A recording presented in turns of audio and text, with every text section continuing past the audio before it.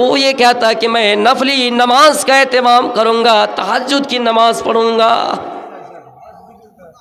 कोई शौहर अगर ऐसा करता है जिनको उनकी बीवी की ज़रूरत है ही नहीं, तो फिर किसके लिए मेकअप करें? मेरी बहनें अगर आई हैं तो आप सुने, अगर आपके शौहर को आपसे मतलब नहीं है तो आप भी ऐसे बन जाइए। हदीस के अल्फाज मुतब्बज़िलतन, उसके सर के बाल बिखरे हुए थे। सलमान फारसी ने जब ये सुना कि उनके शौहर को उनसे मतलब नहीं है तो उनके घर में कुछ देर के लिए रुक गए। इतने में अबू दरदा घर में आए। फसना लहू तुआमा, खाना पेश हुआ, दोनों ने मिलकर खाना खाए। खाना खाने के बाद सलमान फारसी ये देखने के लिए बैठ गए कि ये अपनी बीवी से मुलाकात करता है या नहीं, या फिर नमाज पढ़ने के लिए रात ही में चले जाते हैं। कुछ देर उसके घर में रुक गए। तहज्जुद का टाइम नहीं हुआ, तहज्जुद का वक्त नहीं हुआ, ये अबू दरदा मस्जिद की तरफ बढ़ने लगे। सलमान ने रोका, अभी टाइम नहीं हुआ। फिर कुछ देर और रुक गए, फिर चलने लगे। फिर कहा कि टाइम नहीं हुआ। इतने में फिर तीसरी बार जाने लगे। फिर दोनों मस्जिद गए, नमाज अदा किए। नमाज पढ़ने के बाद अपने दोस्त को समझा रहे, ओ मेरे दोस्त, सुना है आपने, मैंने अल्लाह के नबी से फरमाते हुए सुना है। आए मेरे दोस्त, अल्लाह के नबी का फरमान है, जिस तरह अल्लाह का हक तुम्हारे ऊपर है, तुम्हारी बीवी का भी तुम्हारे ऊपर हक है। अगर तुम अपनी बीवी का हक अदा नहीं करते हो तो फिर तुम्हारी बीवी को तुमसे कोई मतलब ही नहीं। दोनों अल्लाह के रसूल के पास गए। अल्लाह के रसूल के सामने जब इस वाक़े का तज़किरा किया गया, जिक्र किया गया, तो आपने फरमाया कि सलमान ने बिल्कुल सच कहा है। आए अबू दरदा, अल्लाह का हक ये कि तुम नमाज पढ़ो, उसी तरह बीवी का हक है तुम उसकी ज़रूरत की चीज़ें पूरी करो।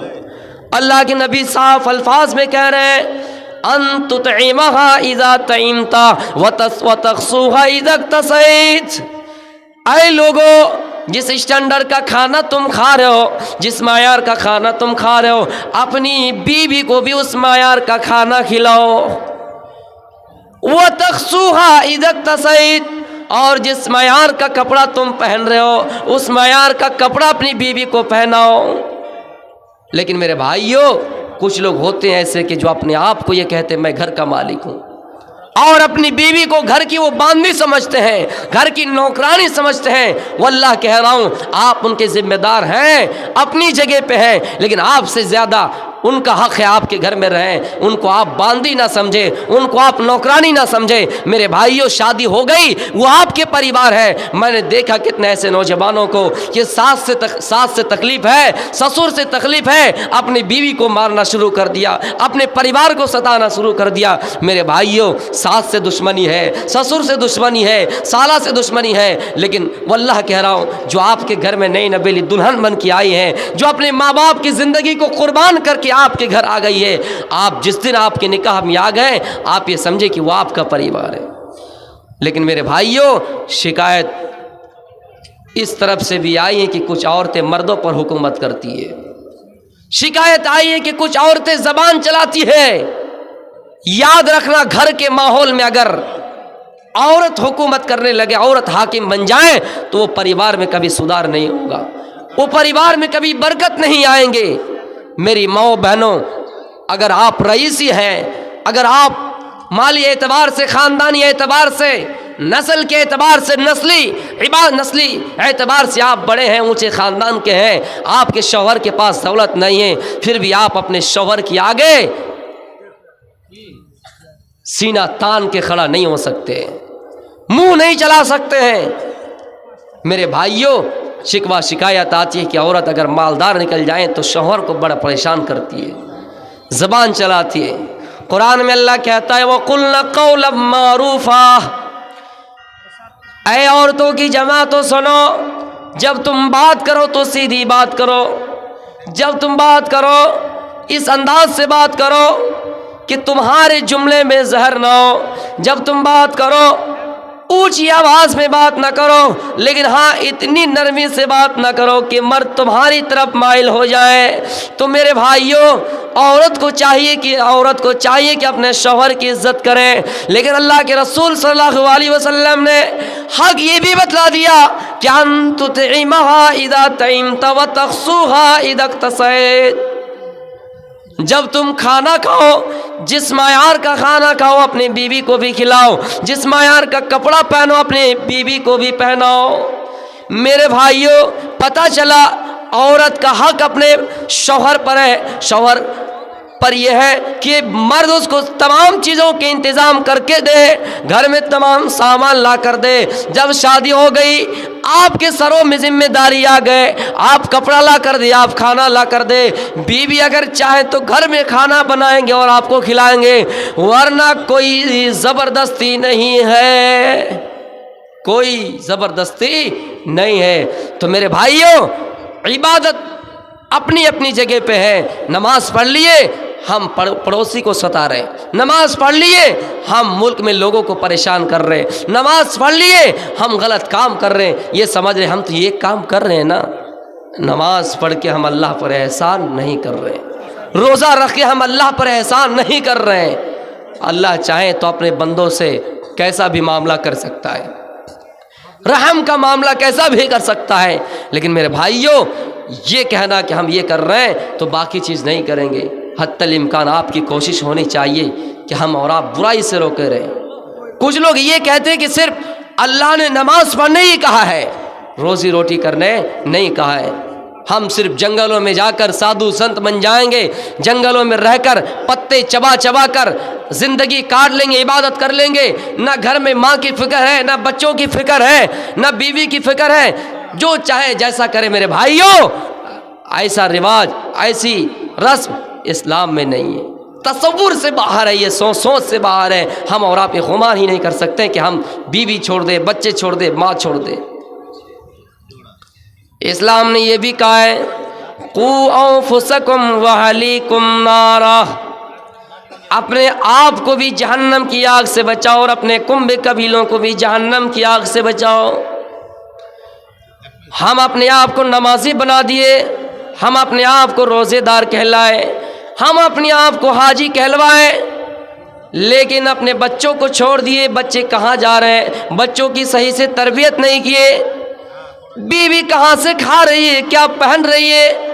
हमने कभी बीवी से सुख दुख की बात नहीं की है। हालांकि कुरान में अल्लाह फरमाता है, वमिन आयातिही अन खलक लकुम मिन अंफुसिकुम अज़वाजा लितस्कुनु इलैहा वजअल बैनकुम मवद्दतन व रहमा, कि हमने तुम्हारी जिनसे तुम्हारी बीवियां बनाए। अल्लाह की बहुत बड़ी निशानियों में एक निशानी ये भी है कि हमने तुम्हारी जिन्स पे तुम्हारी बीवियां बनाए, इसलिए बनाए लितस्कुनु इलैहा, ताकि तुम अपनी बीवी से सुकून हासिल करो।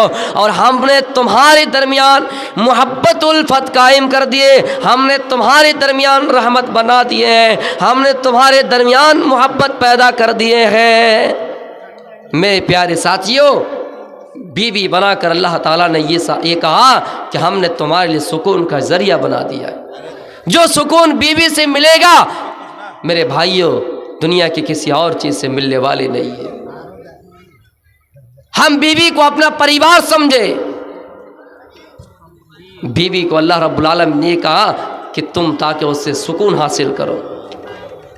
जिनकी बीवी मर चुकी है, 50 साल के हैं, 60 साल के हैं, आप उनसे जाकर पूछिए, करोड़ों रुपए की बिल्डिंग है, जमीन और जायदाद है, औलाद घर में ज्यादा है, बेटा है, पोता है, पोती है, बेटी है, सब कुछ है, लेकिन बीवी इंतकाल कर चुकी है। उस इंसान से जाके पूछे, क्या ये बिल्डिंग आपकी है? तो क्या उसमें स्वाद है? क्या उसमें मज़ा है? क्या उसमें इंटरेस्ट है? क्या आपको अच्छा लगता है? नहीं मेरे भाइयों, अल्लाह ने बीवी को रहमत और मोहब्बत बनाए ताकि तुम्हारे दरमियान मोहब्बत और रहमत बनाए। जवानी में रहो तो मोहब्बत, बुढ़ापे में रहो तो रहमत। मेरे भाइयों, जो सुख और दुख हम अपनी बीवी को बता सकते हैं, दुनिया के अंदर किसी और को नहीं बता सकते। तो मेरे प्यारे साथियों, अल्लाह रब्बुल आलमीन ने नमाज पढ़ने भी कहा है और रिस्क तलाश करने भी कहा है, दुनिया कमाने भी कहा है और आखिरत भी तलब करने का है कि दुनिया भी तलब करो और आखिरत को भी ज़िंदगी में बेहतर बनाओ, आखिरत की भी तैयारी करो। मेरे भाइयों, आखिरत की भलाई है। हम अल्लाह रब्बुल आलमीन से दुआ करें, या अल्लाह जब हमारी मौत हो जाए, मोहल्ले में ये खबर फैल जाए कि फला इंतकाल कर गया है, अब नाम से भी छुटकारा पाने लगे, आपको असलम नाम से पुकारा नहीं जाएगा, ये नहीं कहा जाएगा ये अब्दुल्ला की लाश है, ये नहीं कहा जाएगा ये कि फला की मैयत है, लोग आपका नाम भूल जाएंगे। पहली सूरत में आपका नाम ख़त्म हो जाएगा, पहली सूरत में आपका नाम ख़त्म हो जाएगा। लोग आपको चारपाई पे सवार करेंगे, चारपाई पर लिटाएंगे, लेकिन ये नहीं कहेंगे कि अब्दुल्ला को चारपाई पर लिटाओ, ये नहीं कहेंगे कि अब्दुल्ला को चारपाई पर रखो, ये कहेंगे कि लाश को चारपाई पर रखो।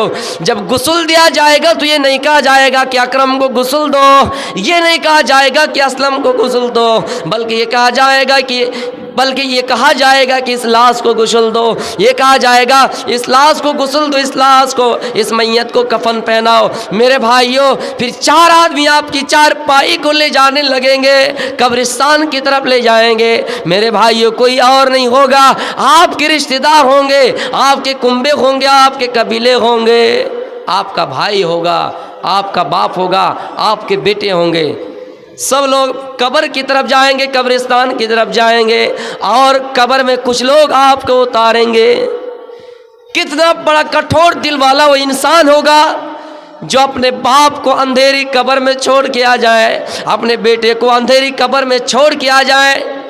ये पिंडर है, कितनी लाइटें लगी हुई है, आदमियों की तादाद देखिए, मजमुआ देखिए कितने लोग भरे हैं, फिर भी हमें और आपको महसूस होता है, हमें और आपको ये एहसास होता है कि हम रात में बैठे हुए हैं। मेरे भाइयों, लेकिन याद कीजिए, जो कब्रिस्तान बिल्कुल अंधेरा ही अंधेरा है, जो कब्र बिल्कुल अंधेरी है, जहाँ ना टॉर्च है, ना जनरेटर चलेंगे, ना लाइट का सिस्टम है, ना टॉर्च का इंतज़ाम है, आपको अंधेरी कब्र में रख के आ जाएंगे।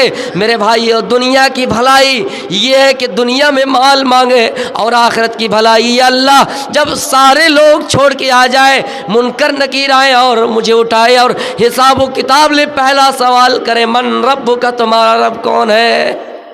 आय अल्लाह जब पहला सवाल करें कि तुम्हारा रब कौन है, तो हम अल्लाह से कह सके या अल्लाह रब्बी, अल्लाह मेरा रब अल्लाह है।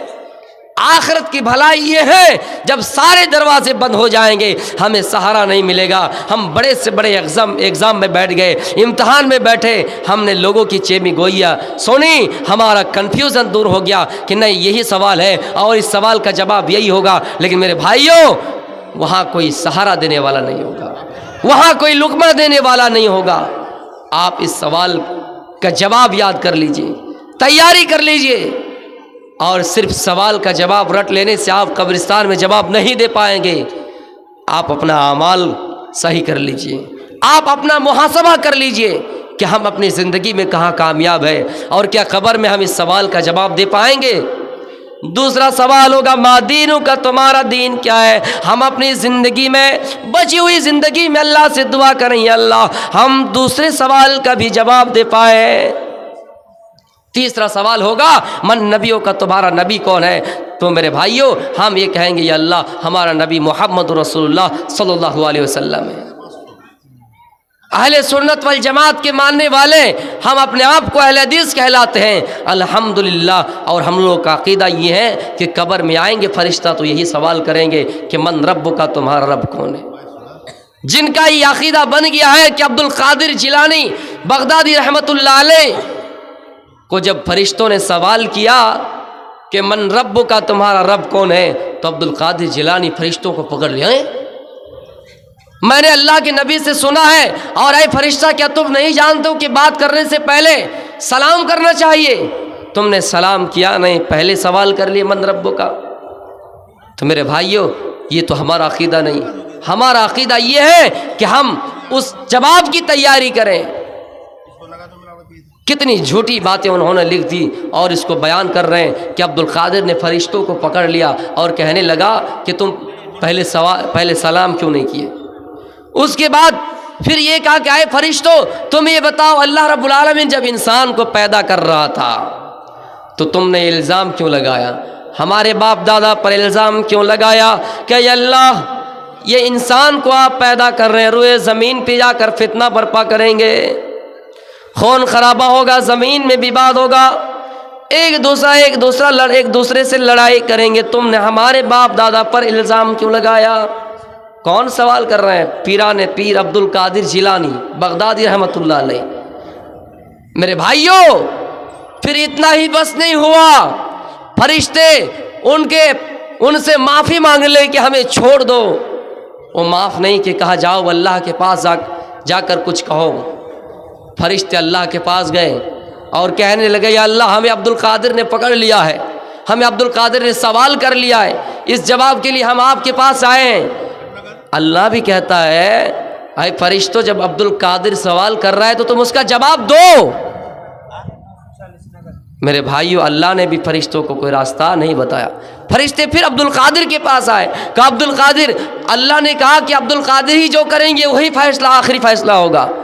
अब्दुल कादिर फैसला कर रहे हैं। वो फरिश्ता, जाओ अल्लाह से ये कहो कि अब्दुल कादिर जिलानी के जितने भी मानने वाले नस्ल क़यामत के सुबह तक आएंगे, अल्लाह से कहो कि सबका हिसाब व किताब आसानी से लिया जाए। अल्लाह अगर इस शर्त पर मंजूर है तो हम तुझे माफ़ कर देंगे। फरिश्ते अल्लाह के हुजूर में गए और कहने लगे, अल्लाह, अब्दुल कादिर ने यह शर्त रखी है, आप क्या कहना चाहते हैं। अल्लाह ने कहा, फरिश्तों, जब अब्दुल कादिर शर्त रख रहे हैं तो हम भी उसको मानने के लिए तैयार हैं। मेरे भाइयों, डायरेक्ट झूठी रिवायत है, मनगढ़ंत किस्से और कहानियाँ हैं, इसका कोई हवाला नहीं, इसका कोई सबूत ही नहीं। जब अंबिया किराम से भी वही सवाल होगा तो पीराने पीर हो पीराने पीर तो सिर्फ अल्लाह रब्बुल आलमीन की ज़ात है। मेरे भाइयों, तो हम और आप ये अक़ीदा नहीं रखते हैं। हमारा अक़ीदा ये है कि क़ब्र में हमें और आपको 3 सवाल किया जाएगा और हमें और आपको उसका जवाब देना होगा।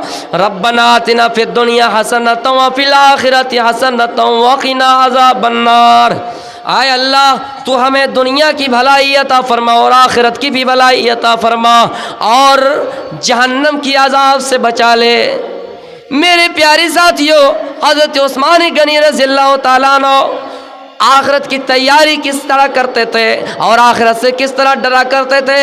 हज़रत उस्मान गनी रज़ियल्लाहु ताला अन्हु जब किसी कब्रिस्तान के पास से गुज़रते थे या फिर उनके सामने कब्र के मुताल्लिक कुछ बयान किया जाता, इतना रोते कि आपकी दाढ़ी भीग जाती। लोगों ने पूछा, उस्मान क्या बात है, तुज़करुल जन्नत वन्नार, आपके सामने जन्नत का जिक्र किया जाता है, आपके सामने जहन्नम का जिक्र किया जाता है, तो आप इतना नहीं रोते हैं, लेकिन अज़ाब कब्र को सुनते हैं तो आप इतना रोते हैं। हज़रत उस्मान गनी का जवाब था, लोगों, हज़रत उस्मान गनी कहते हैं, लोगों, अल्लाह के नबी सल्लल्लाहु अलैहि वसल्लम को फरमाते हुए सुना है, आप ये कह रहे थे, इन्नल क़ब्रा अव्वलु मंज़िलिम मिन मनाज़िलिल आखिरा।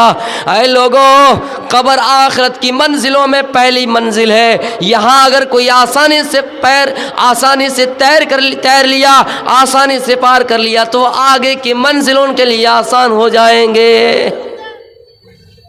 और उस्मान गनी ये कहते हैं कि मैंने अल्लाह के रसूल से ये भी सुना है कि मैंने आज तक इतना भयानक मंजर, इतना खौफनाक मंजर, इतना डरावना मंजर हमने नहीं देखा जितना मंजर हमने कब्र का देखा है।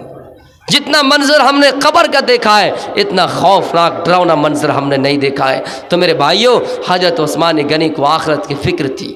हज़रत उस्मान गनी आखिरत की भलाई चाहते थे कि अल्लाह कहीं ऐसा ना हो कि हम कब्र में फेल हो जाएं, कब्र के सवाल में फंस जाएं।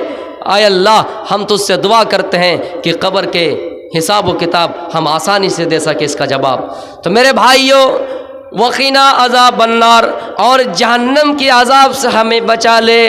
एक आयत में 3 चीज़ें मैंने बताई, कब्र के मुतालिक मैंने बात बताए। कुरान में अल्लाह फरमाता है, अल्हाकुमुत्तकासुर हत्ता ज़ुरतुमुल मकाबिर। आए लोगों, कहीं ऐसा ना हो कि तुम्हें तकासुर ने इतना गाफिल कर दिया, इतना गाफिल कर दिया कि तुम आखिरत को भूल गए, जन्नत को भूल गए, जहन्नम को भूल गए। हत्ता ज़ुरतुमुल मकाबिर, यहाँ तक कि कब्रिस्तान जा पहुँचे। ज़्यादती ने तुम्हें इतना गाफिल कर दिया, लालच ने तुम्हें इतना गाफिल कर दिया। तुम्हारे पास 1 लाख रुपया है, तुम अल्लाह को दिन में 10 बार याद किए। तुम्हारे पास 1.5 लाख रुपया हुआ, 9 बार याद किए।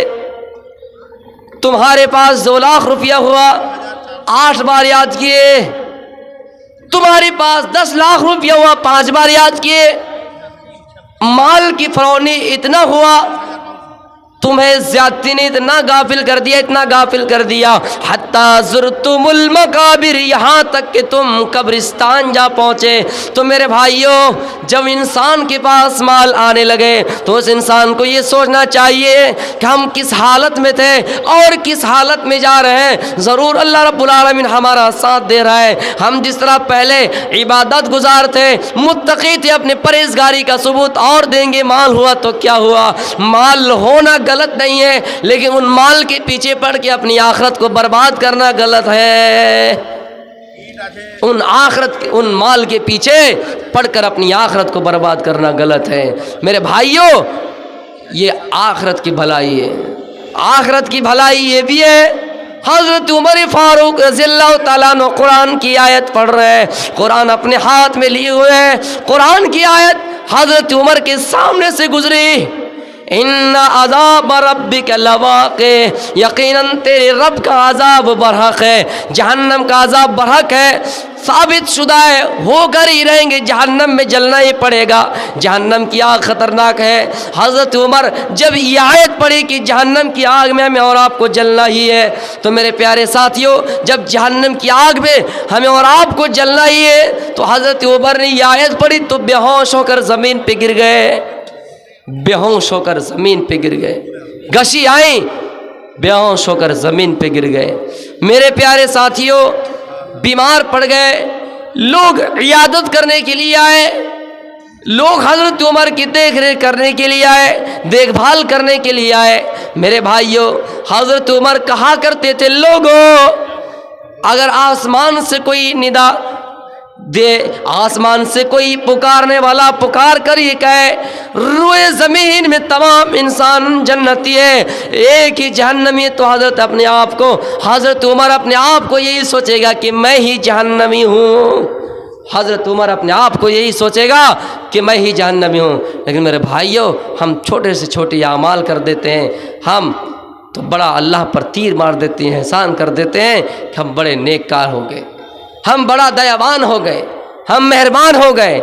नहीं मेरे भाइयों, हज़रत उमर खलीफा दूम है, नबी अकरम सल्लल्लाहु अलैहि वसल्लम के ससुर हैं, जिनका नाम लेकर आपने फरमाया, क्या है उमर तुम जन्नती हो, उमर फिल जन्ना, उमर जन्नती है।